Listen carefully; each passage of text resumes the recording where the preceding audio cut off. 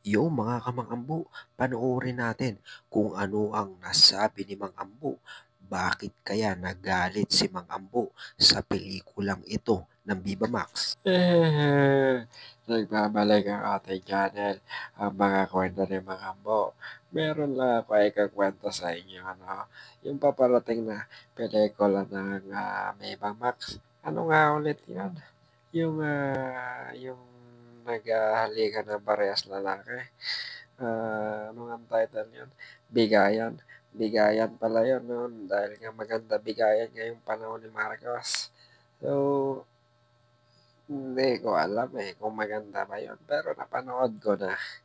Pero ang masasabi ko lang eh, nasayang 3 oras ang buhay ko eh. Dapat pala nagsabok na lang ako. Utang eh. Ewan ko.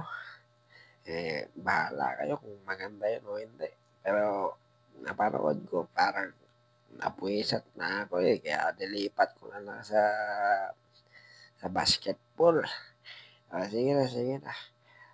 Panoorin nyo yung mga video ko at channel ko, subscribe nyo para din ako magtrabaho ha. Pagod na si Mang Ambo magtinda ng taho. Sige na, sige na.